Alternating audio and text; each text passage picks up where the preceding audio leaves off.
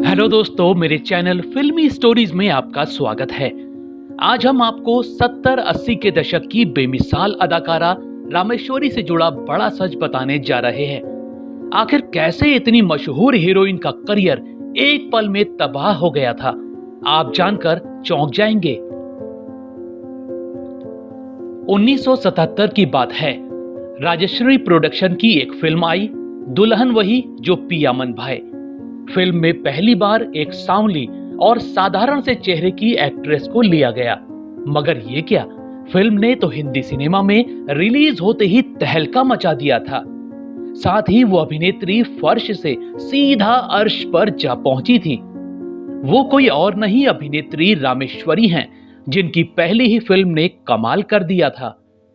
तल्लूरी रामेश्वरी का जन्म आंध्र प्रदेश के काकीनाडा में 6 जनवरी 1958 के दिन हुआ था। बचपन से ही रामेश्वरी को उनके दोस्त हीरोइन कहकर पुकारा करते थे। बस उनका सपना भी सिनेमा ही बन गया। अब बताते हैं कि आंध्र प्रदेश की लड़की बंबई फिल्मों में कैसे पहुंच गई। असल में रामेश्वरी बस अपनी पढ़ाई पूरी होने का इंतजार कर रही थी। पढ़ाई पूरी होते ही उन्होंने सीधा पुणे का रुख कर लिया। यहां आकर film and television institute of India में दाखिला ले लिया। अभिनय की बारीकियां सीखी और 1975 में एक्टिंग में ग्रेजुएट बनकर निकली।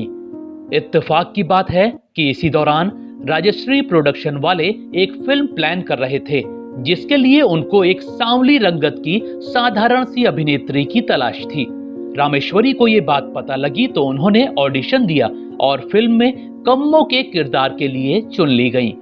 फिल्म वही थी, दुल्हन वही जो पियामन भाई। पहली ही फिल्म से रामेश्वरी ने सफलता के सारे रिकॉर्ड तोड़ डाले। लोगों को उनके भीतर जया भादुरी की छवि दिखने लगी। रामेश्वरी ने इसी साल तेलुगु फिल्म सीता मां लक्ष्मी के लिए सर्वश्रेष्ठ अभिनेत्री का फिल्म फेयर अवार्ड भी जीत लिया। 1978 में मिथुन के साथ आई उनकी फिल्म मेरा रक्षक भी हिट हो गई। ये वो दौर था जब इंडस्ट्री में रामेश्वरी के नाम का खौफ बड़ी बड़ी हीरोइनों में होने लगा था। अभिनेत्रियां उनकी सफलता से हैरान थीं। रामेश्वरी उस दौर की छोटी बड़ी सभी हीरोइनों के लिए अचानक से खतरा बन गई थी। डायरेक्टर प्रोड्यूसर भी उनको हाथों हाथ साइन करते जा रहे थे। मगर फिर अचानक सब कुछ बदल गया। उनकी किस्मत ने धोखा दे दिया। ये बात 1979 की है। एक फिल्म बन रही थी सुनैना। इस फिल्म में रामेश्वरी को अंधी लड़की का किरदार निभाना था। एक दिन शूटिंग के दौरान की बात है, उनको घोड़े पर बैठकर सवारी करनी थी। सब कुछ ठीक चल रहा था कि अचानक रामेश्वरी घोड़े से गिर गईं और उनकी एक आंख से खून बहने लगा। वहां हड़कंप मच गया। अभिनेत्री को इलाज के लिए अमेरिका भेजा गया। वहां डॉक्टरों ने कहा कि ऑपरेशन के लिए 9 महीने का इंतजार करना होगा। इसके बाद उनकी आंख का ऑपरेशन तो हो गया, मगर उनकी एक आंख छोटी हो गई।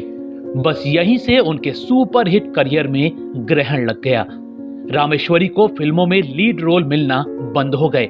डायरेक्टर उनको साइड हीरोइन के किरदार देने लगे। अदाकारा के पास भी कोई विकल्प नहीं बचा था। ऐसे में उन्होंने साइड रोल करने शुरू कर दिए। हीरो की बहन, भाभी, मां से लेकर हीरोइन की दोस्त या बहन जैसे किरदार ही अब उनको मिलते थे। धीरे धीरे मुख्य हीरोइन की लाइन से ही वो बाहर हो गई और उनका करियर बर्बाद हो गया।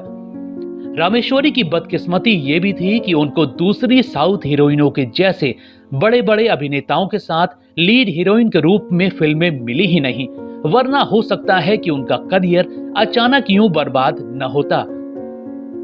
रामेश्वरी की यादगार फिल्मों की बात की जाए तो इनमें आशा फिल्म में माला के किरदार के लिए उनको सर्वश्रेष्ठ सह अभिनेत्री के फिल्म फेयर अवार्ड के लिए नॉमिनेट किया गया था। वहीं राजकिरण के साथ उनकी 3 फिल्में मान अभिमान, साजन मेरे मैं साजन की और वक्त वक्त की बात भी काफी यादगार रहीं। अग्नि परीक्षा फिल्म में अमोल पालेकर के साथ भी उनको काम करने का मौका मिला। निजी जीवन की बात करें तो रामेश्वरी जब पुणे में पढ़ती थीं, इसी दौरान उनके जीवन में एक पंजाबी लड़का आया जिसका नाम दीपक सेठ था। दोनों को प्यार हो गया और दोनों ने शादी भी कर ली। दीपक आगे चलकर पंजाबी फिल्मों के अभिनेता और डायरेक्टर भी बने। दोनों के 2 बेटे हुए, भास्कर प्रताप और सूर्य प्रेम। आखिरी बार रामेश्वरी साल 2011 में आई फालतू फिल्म में नजर आई थी। वैसे वो अब अपना बिजनेस शुरू कर चुकी हैं। उन्होंने नीमली नेचुरल्स के नाम से अपना एक ब्रांड शुरू किया है, जिसके अंतर्गत वो नेचुरल स्किन केयर और अरोमा थेरेपी प्रोडक्ट बनाती हैं। दोस्तों, आपको रामेश्वरी कैसी लगती हैं? उनका कौन सा किरदार या फिल्म आपको याद है? हमें कमेंट में जरूर बताइएगा। ऐसी ही और स्टोरीज को जानने के लिए आप मेरे चैनल फिल्मी स्टोरीज को सब्सक्राइब भी कर सकते हैं। बस बेल आइकन दबाना मत भूलिएगा।